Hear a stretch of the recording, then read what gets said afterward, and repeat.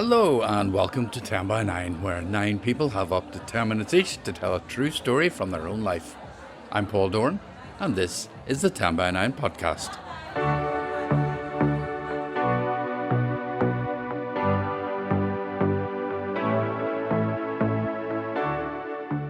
After a 3-month break, welcome back. It's been too long, but now I'm back with more wonderful true stories. And after one of the best summers in years, the theme for our August event in Belfast's Black Box was, appropriately, summer. So before we say goodbye to that balmy season, here are 3 wonderful stories of misunderstanding, fun and friendship. He apologised, saying that he missed his wife, and I resisted the temptation to point out to him that I was completely the wrong gender and it wouldn't have been any good for him at all. They put him into a car and took him off to the hospital, and at the registration desk the lady asked him what had happened, and he said he fell off a horse. And she says, at 2 o'clock in the morning you fell off a horse. He says it was a pantomime horse, but it was still a horse.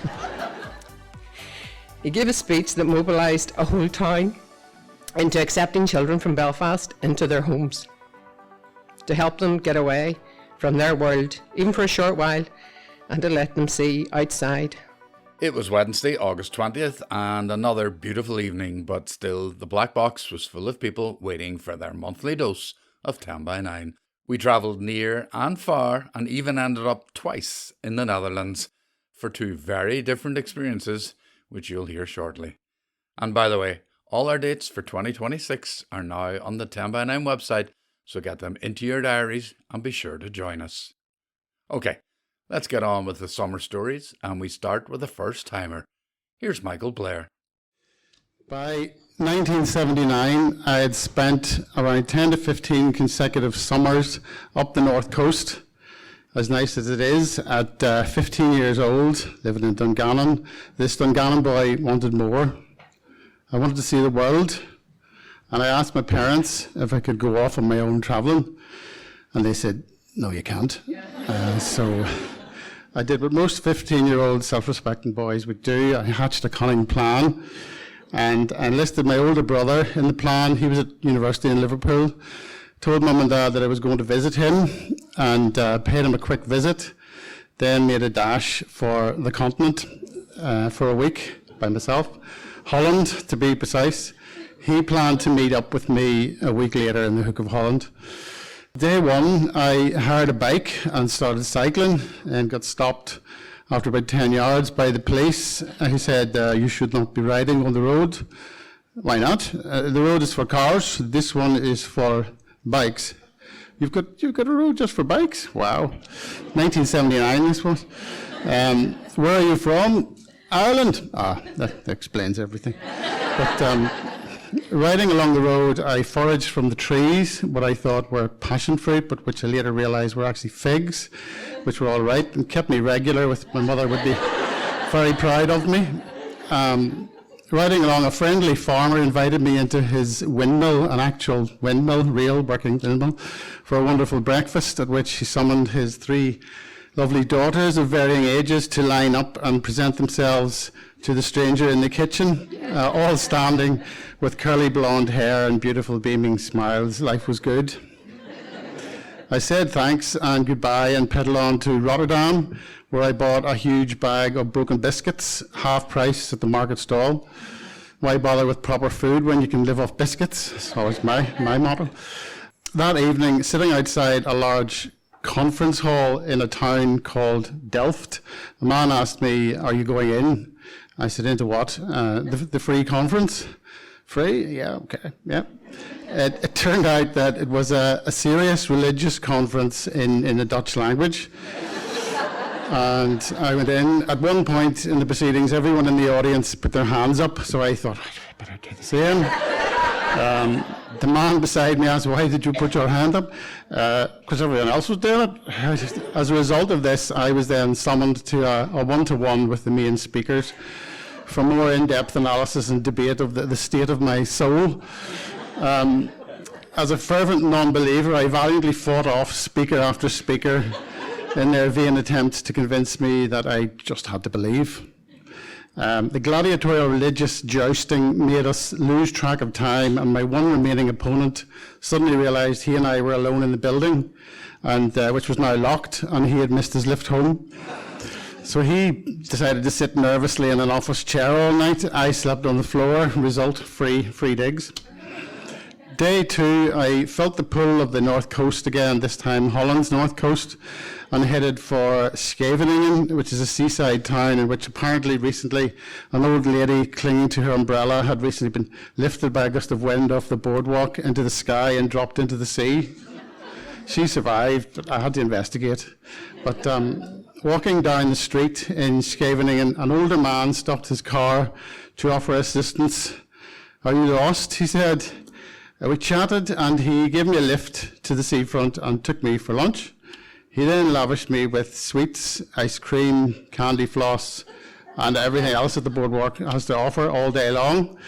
He asked if I'd like to meet his young male Tunisian friend Chukri at his house. So off I went. This is one friendly place, I thought to myself. He even offered me a place to stay for the night in his attic, complete with bolts on the inside of the hatch door for my reassurance and safety. Free digs again, life was good. Tired from all the walking, ice cream, sweets and candy floss, Mr. Van der Veer, as he was called, lay down on his bed in his bedroom and invited me to join him. Not wishing to seem impolite or ungrateful, I did. He then attempted to insert his personality into my pajama bottoms, and I quickly realised I got myself into a bit of a tight spot, especially after I clenched those buttocks. And again, not wishing to seem impolite or ungrateful, I declined the offer, pulled up my pajama bottoms. He apologised, saying that he missed his wife, and I resisted the temptation to point out to him that I was completely the wrong gender and it wouldn't have been any good for him at all. But I thought, I'll just leave it. He's going to have to learn that the hard way. Or was that me, maybe? Life was not good, not so good. Interesting, but not so good. I retreated to the attic to consider my options and bolt the hatch. I was on the inside. It was the next day that I discovered that Mr. Van der Veer and Chukri had had a cunning plan of their own the whole time. They wished to acquire my passport to allow Chukri, aged 23, to stay in the country. Fully expecting to be then tied to a chair at knife point, they instead suggested that I just go to the consulate, tell them I've lost my passport, and receive a letter to get me home. Then they would pay me for my passport. The consulate were slightly less amenable than they suggested, telling me I now couldn't leave the country for 18 months. I said, I've got to go back to school in September to do my O-levels. In distress, they finally gave me the letter to give me safe passage home, and Mr. Van der Veer, back at the house, slowly counted out notes into my hand for the passport. I stopped him at around £100 in guilders, which he was impressed with, saying that I was a man of integrity, not too greedy. Of course, everyone back home later said, you should have got more.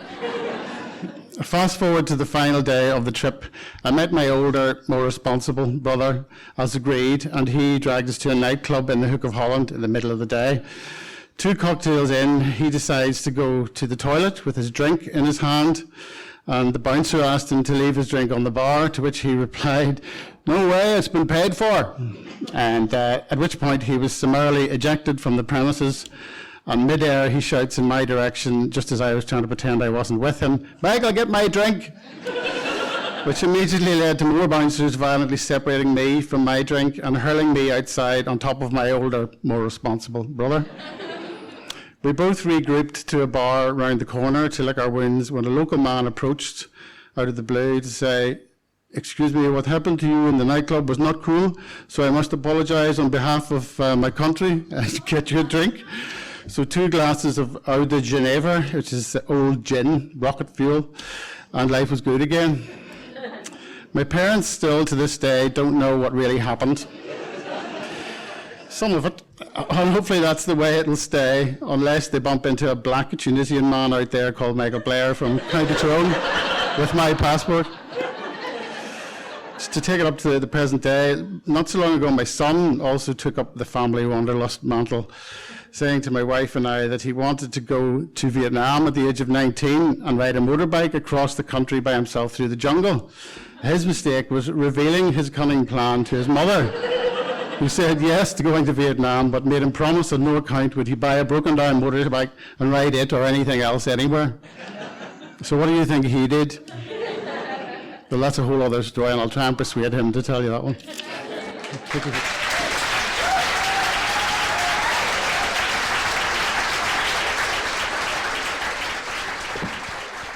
I think we've discovered a new 10 by 9 character. Thanks so much, Michael. What a way to make your debut. I do hope you'll be back with more stories soon. And really, it beggars belief why your parents thought it wasn't a good idea for 15-year-old you to go off exploring alone. A total mystery. If, like Michael, you want to tell your story at 10 by 9, the process is simple. Check out the themes on the website, then send your story through the submissions page. I'll give you feedback and help you make it the best it can be. If you're nervous, don't worry, you're never alone. It's a collaborative process from beginning to end. Okay, on to our second story, and it comes from a very well established 10 by 9er, builder by day, tour guide by weekend, and storyteller by night. Here's Barney Gribbin. We have a holiday home in Ballyliffin. Now that sounds like a brag. We have a holiday home. But when you hear how we got it, it was a no-brainer. There was one summer we were invited up to Ballyliffin in County Donegal for a barbecue, and there was a squad of us arrived in a camper van and a couple of tents. We were supposed to be there for one night, and we stayed for 5 days. The crack was great, and we fell in love with the place. And on the way home, we saw a for sale sign outside a house, and we decided we would look into it. And it turned out that the house was a holiday home, and the lady that owned it had been given it as a part of a divorce settlement. She wanted as much money as she could get, as quickly as she could get it. It was on the market for 80,000.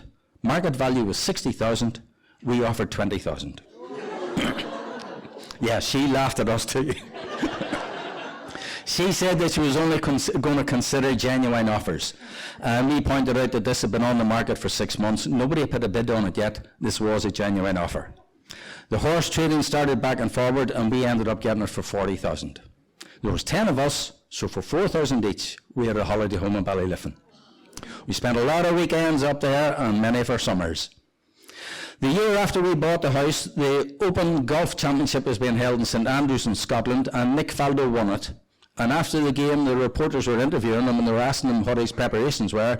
And he said that the week before, he had played a game on one of the most beautiful golf courses in the world, in Ireland, in a place called Ballyliffin. And overnight, our house went to 100,000. We weren't going to sell it. We had just bought it, and we were ready to have fun with it. And we were up there one summer, and there was a friend of ours called Sean, who was working in England at the time, and he was home for a week's holiday, and himself and his fiancée spent a day with us in Ballyliffin. And Sean was telling us that before the end of the week, he was going to a wedding, and he still hadn't bought a wedding present. He didn't know what to get. He didn't want to buy the run-of-the-mill thing of a toaster or an iron or that. He wanted something different. And there was a house in Ballyliffin that was selling garden gnomes, and he decided that would do as a present. And this is a picture of the garden gnome that he bought.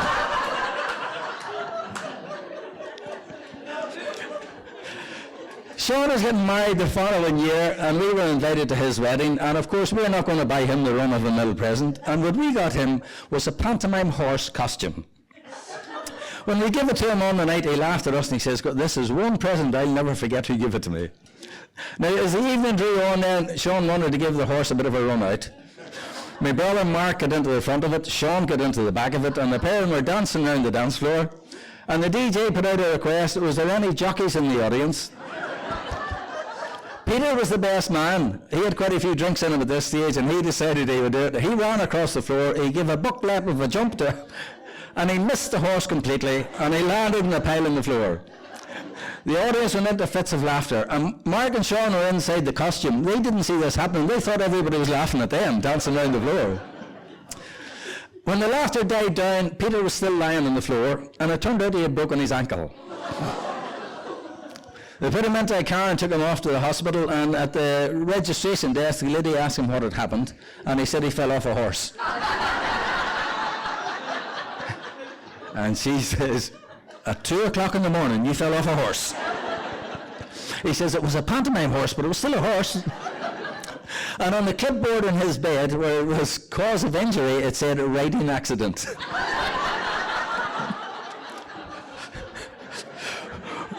When Peter got out of hospital and he was nursing his ankle at home, he spent his day watching the horse racing and laying a few bets. He was a big fan of the horse racing and was a massive fan of Anthony McCoy, the champion jockey. My sister Brady is friendly with Roisin McCoy, who is the sister of Anthony. Brady got a get well soon card, give it to Roisin and says, can you get Anthony to sign that to Peter? Brady gave the card to Sean and says, give that to Peter the next time you're talking to him. And Peter opened the card and it read, sorry to hear about your accident. I hope you're back in the saddle soon. All the best, A.P. McCoy. Peter couldn't believe what he was holding in his hand. He said it was worth breaking his ankle to get this card from Anthony McCoy. And he says to Sean, how did you ever get this? And he says, the Gribbins got that for you. Gribbins? The Gribbins? He says, they make fun of everybody all the time. He says, they probably wrote that themselves, and he threw it in the fire. Sean's uncle passed away 2 months ago, and I was talking to him at the wake. He's living in England full time now. That wedding of his was 34 years ago, and he said he still has the pantomime horse costume in the house, and he tells that story many times. And he was telling me that to this day, Peter has never forgiven himself for throwing that card into the fire. Thank you very much.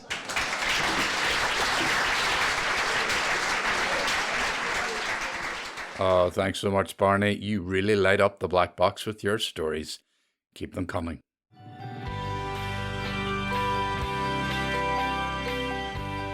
Just a quick thank you very much to all of you who donate or have donated to 10 by 9 via Patreon or at our live events over the years. It really helps to keep this project going, and we are so grateful.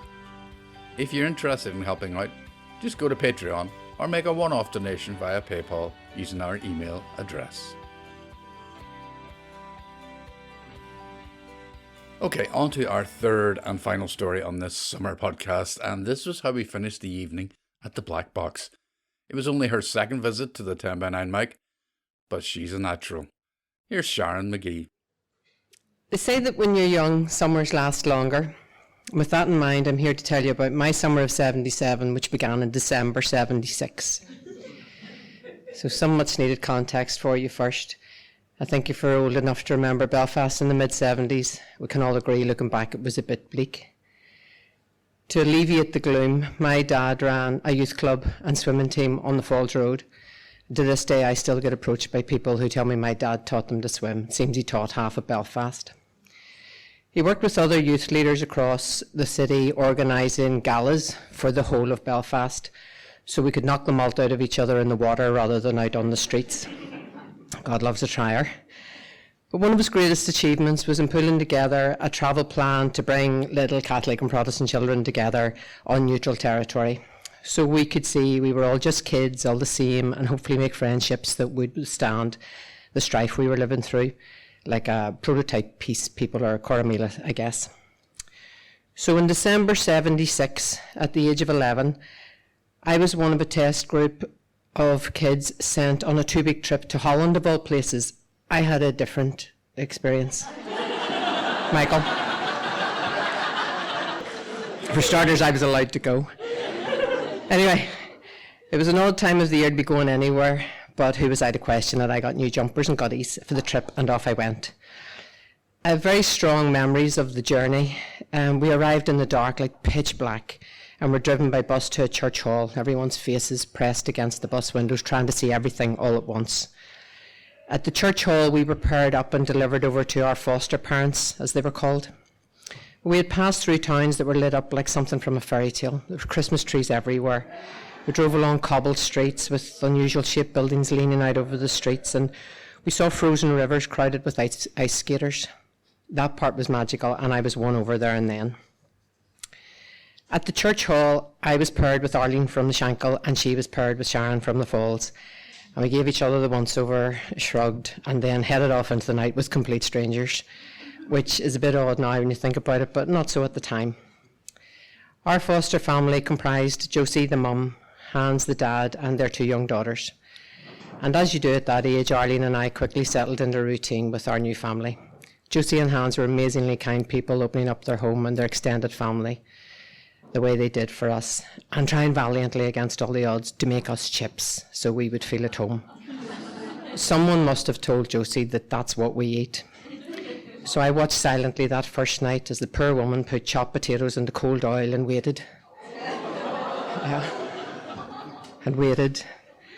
So our first meal was a plate of white potatoes swimming in oil, but she was so pleased when she served it up, I just ate it, wordlessly. It was a good child, so I just ate it. I much preferred the breakfasts that followed, which were chocolate spread on white bread, and that was flipping great. The weeks passed by, we had fun, we returned home. At the airport, I remember Josie and Hans being very emotional about letting us go, which, looking back at what they were seeing on the news about Belfast, was understandable. But the trip had been a success, and that all the kids were well behaved. There were no dramas, which in itself was incredible. And it was the start then of the regular trips to Holland during the summer months, I hasten to add, for hundreds of kids. My dad picked me up on our return, and on the way home asked what sort of car Hans drove. That's what he wanted to know. That was the important information. An Opel Kadett, I reliably informed him. Oh, he said this was good. I was instructed to write to Josie and Hans to thank them, which I did. And that, guys, was the start of a 48 years and counting long-distance relationship. Ironically, or maybe not, I never saw or heard from Arlene ever again. And she probably lives 3 miles from me, who knows? Might be here tonight, but being the people they were, Josie and Hans invited me back the next summer. Arlene didn't return, and I never knew or asked why. My return journey was on Aer Lingus as an unaccompanied minor on the 7th of the 7th, 77. That journey is another story, but anyway. So I spent 7 weeks in Holland with them that summer, and it was fantastic. They took me on holiday with them, camping in a forest. This was in the days before Eurocamp or Centre Parks, and to a place called De Efteling, which frankly blew my tiny mind. It was literally a fairy tale land full of life-size animatronics. There were elves and fairies and woodland creatures and giants and ogres and the rest. It was incredible. Oh, and Josie had perfected chips in the intervening months. But then she covered them in mayonnaise. I searched in vain for brown sauce. Didn't happen. The memories of those 2 trips have been recurring in my dreams most of my life. The chips, the chocolate for breakfast, the family cat who sat on your chest in the middle of the night while you were sleeping. Scary. Elves and fairies and ice skaters and Josie and Hans. Over the years, I wrote to Josie letters every summer and Christmas, and she reciprocated religiously. The story of my life is in those letters.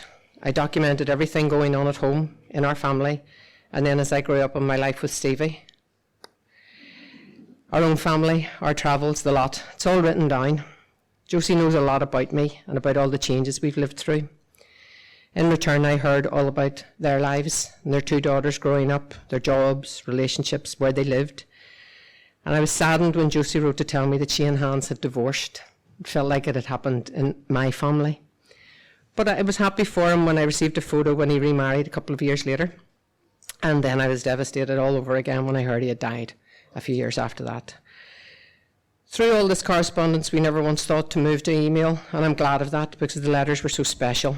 You could put them in a box and set aside an evening to reread them all at once, which I did.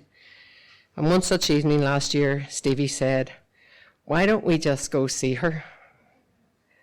It was such a simple idea, but one that had never been seriously verbalised. But I said yes immediately. Time is passing, so it felt right. So arrangements were quickly made.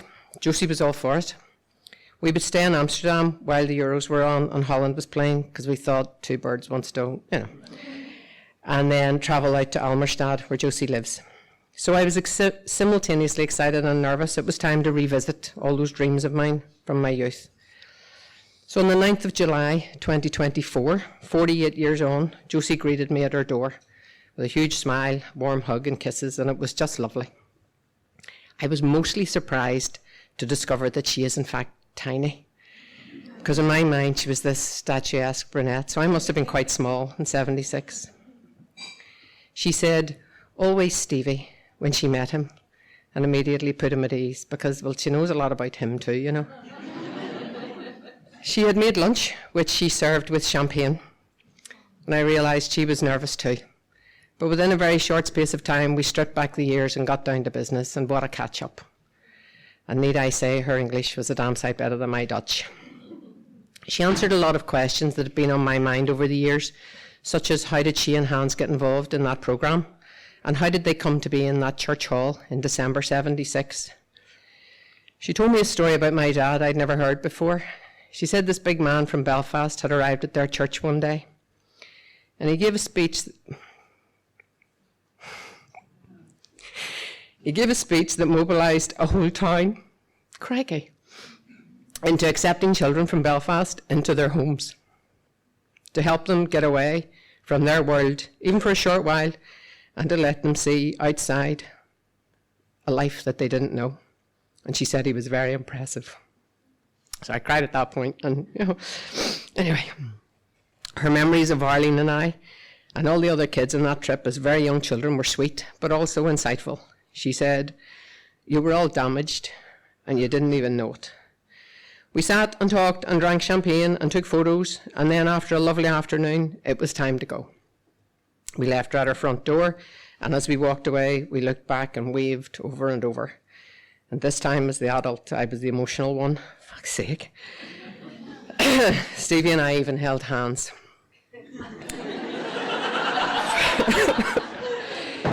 She stayed at her door until we were round the corner and out of sight, no doubt thinking the same thing I was thinking. Will we ever see each other again? Neither of us knows if that's possible. She's losing her mobility and her vision. But that has led to her learning how to transcribe messages onto WhatsApp, which we now use for chats. So we finally moved away from the letters, but she has all my letters. I have all hers. She keeps them close, and so do I.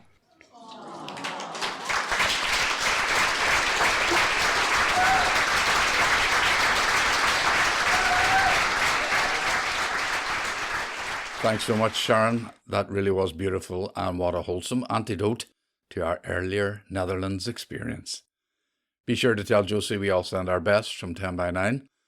And by the way, Sharon and husband Stevie told stories from different points of view at a previous 10 by 9, and you can hear both on pod 299 Class.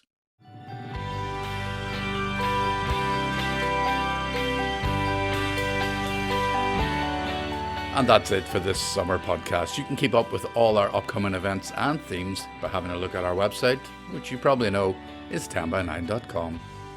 10 by 9 is, of course, on the socials. Be sure to follow us on Twitter, Facebook, and or Instagram. And of course, you can get in touch with us via email at 10by9belfast@gmail.com. Now, I've had to make a few changes to the podcast for the foreseeable. From now on, there'll be one full podcast a month, plus one bonus pod. That's the minimum each month. I will produce more if I have time. But the brilliant true stories will still be coming to you regularly. Thanks to everyone who helped make 10 by 9 happen in August. Stevie Magee, who took over our technical needs at short notice. Thank you very much. Thanks too to the lovely team at the Black Box, the best venue in Belfast. Thanks to the 10 by 9 audience, of course, who come out to support our storytellers regardless of the weather, good or bad. And of course, thanks to all the people who shared their summer tales, but especially Michael Blair, Barney Gribbin, and Sharon Magee. I'm Paul Dorn, and I'll be back with another podcast soon. But for now, bye-bye.